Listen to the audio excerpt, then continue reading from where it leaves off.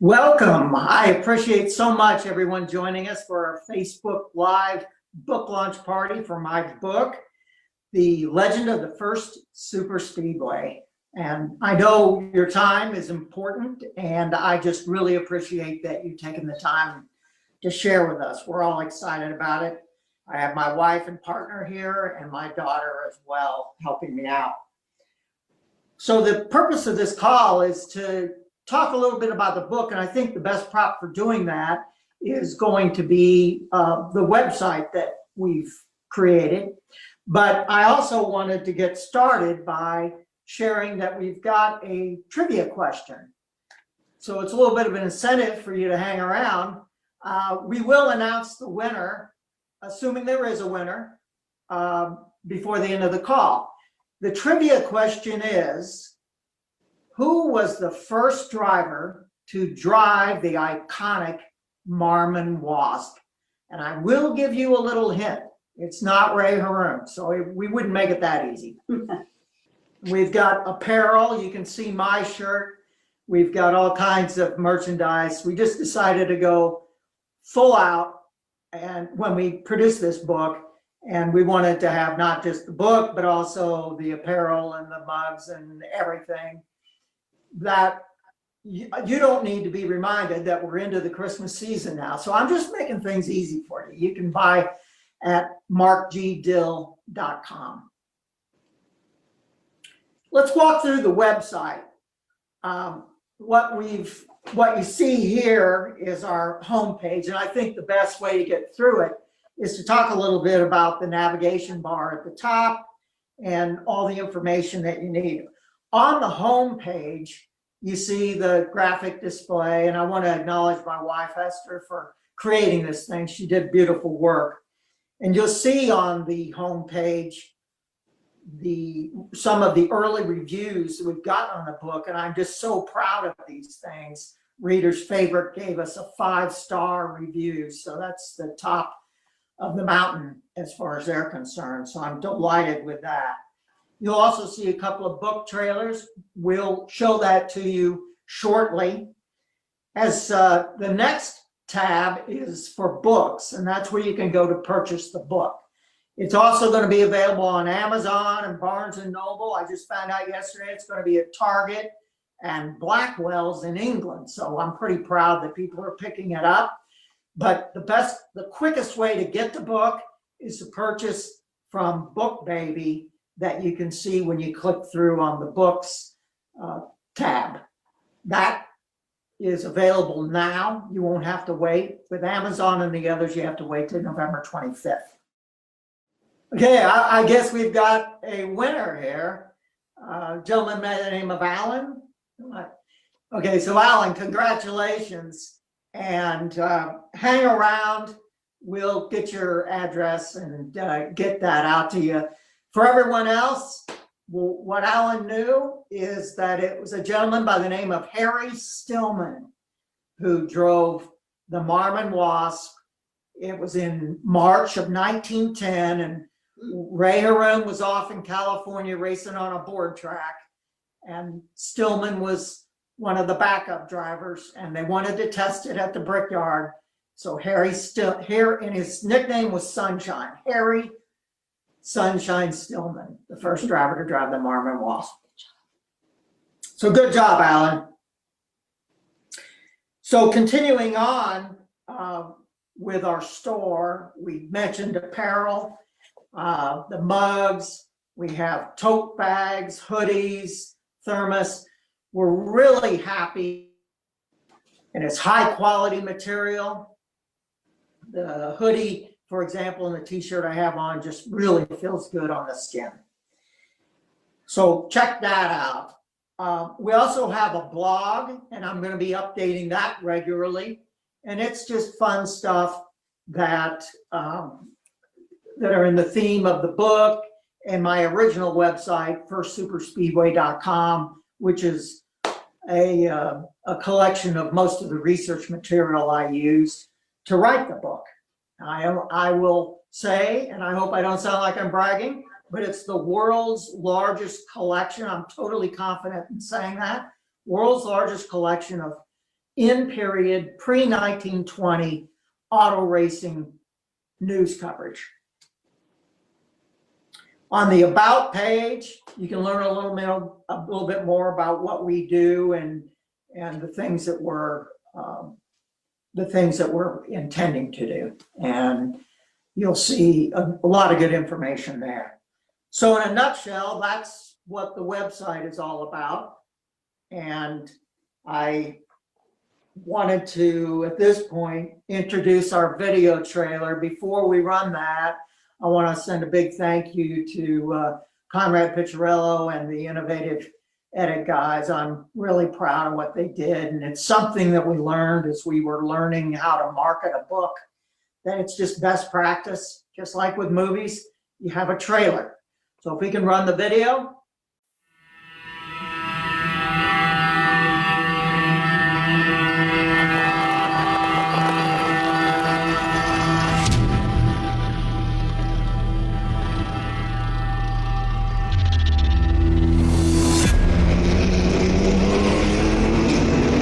It's a tough race with a number of mechanical failures and accidents. We remember above all the courage of the men who so willingly risked their lives in the cars of the golden age of motor racing. Hastily assembled new cars and many leftovers bring motor racing back again.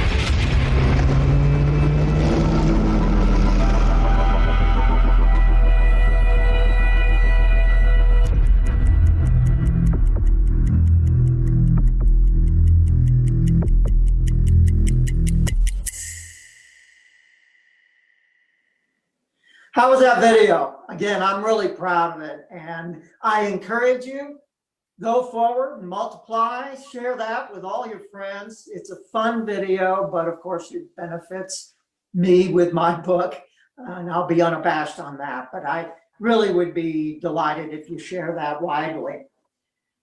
At this point, I want to introduce my daughter, and she's the very beautiful Tamara Dill Sauter, and the mother of my grandson I'm so proud of.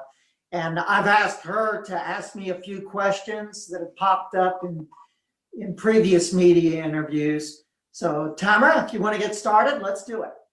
Hi, Dad. I'm drinking out of one of your mugs. Very good. Alan is going to be able to do that soon. Yeah, congratulations, Alan. All right, so Dad, how did you come up with the idea for telling this book's story? Well, really, I think I was almost born with it, and it's kind of like my grandson, your son, Toby. It just, the fifth word that came out of his mouth was cars, and that was the same with me. My parents told me that when I was 3 years old, I used to stand up in the bench seat of my dad's 1956 Chevy Bel Air, and I would identify cars, and they couldn't figure out, how did I know all these cars? So I grew up in Indianapolis, and obviously the Indianapolis 500, and we're talking about the early 60s here and onward, and it was the talk of the town. It was back those days in Indianapolis, it was basically the only thing going. In May, the city came alive. It was exciting to hear everyone talking about it, and I just got fascinated with it. And as I got a little older, I decided I wanted to write a book. And I realized as an 11-year-old, I was in over my head, but the idea never left me. That's really cool. So why did you choose to take a narrative approach to show the Speedway's early history and the colorful characters? I thought it would be fun, but maybe the quickest way of saying it is, anyone who reads this book, these characters, and they're all real life characters, the founders of the Indianapolis Motor Speedway, Barney Oldfield, and some other characters you may not have even heard of, like Tom Cooper and Ernie Morose. They were big figures in auto racing in those days. And I wanted to explore their personalities and how they interacted with each other, and give people enough information, enough of a feel that they could say, I like that guy, or I don't like him. I wouldn't want to hang out with him. I just wanted to present them as full human beings. And you did that. So when did you first start thinking about writing the book? Well, as I said, I started thinking about it as a child, but I knew that I was in over my head. And so I tried to tackle it a few times, but I really got more serious about it around early in this century. So I wrote things and I threw them away, and I, kept trying to explore how did I knew basically I wanted a narrative. I wanted a novel style.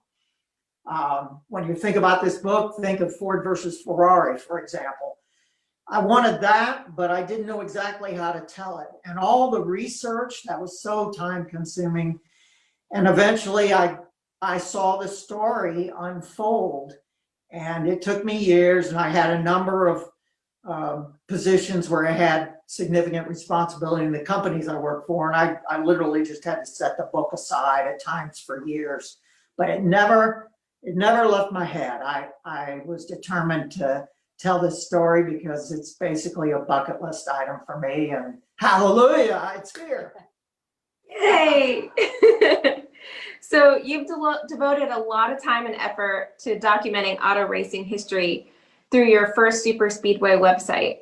Was there a part of the early IMS history that was hard to uncover? I don't know about hard, but what I found is it was a discovery process. We already talked about Harry Sunshine Stillman. I had never heard of Sunshine before. And the Marmon Wasp, for example, it was actually designed in the latter part of 1909, and it was built in 1910. That was over a year before the Indy 500. So no, the common misconception is that the car was built for the first Indy 500. It was not. It was a year old by the time that race started. So it was built for the Speedway, though. And everybody was aware of the Speedway. And after it got paved with bricks, everybody knew that this was the most modern Speedway in America. And I learned that the Speedway would just leave the doors open, if you can imagine that. And there were at least a dozen manufacturers, and most of them have race teams in Indianapolis. So they were welcome to just go out and go like bats out of hell, around the track at a moment's notice.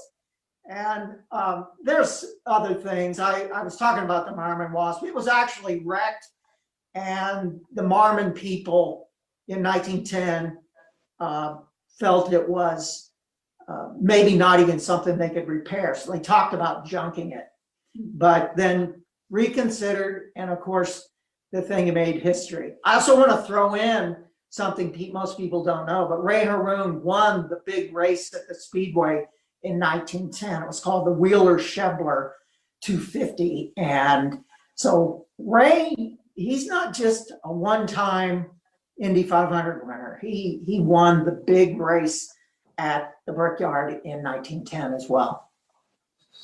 That's really cool, Dad. I am so proud of you, and I love the book. Cheers. Thank you, babe. I really appreciate you taking the time to support me on this.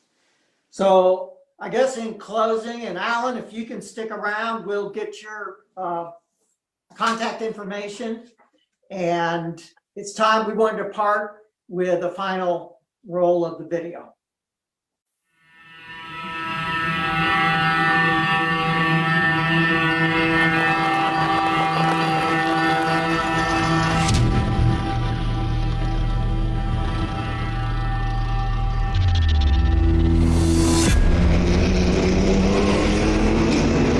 It's a tough race with a number of mechanical failures and accidents. We remember above all the courage of the men who so willingly risked their lives in the cars of the golden age of motor racing. Hastily assembled new cars and many leftovers bring motor racing back again.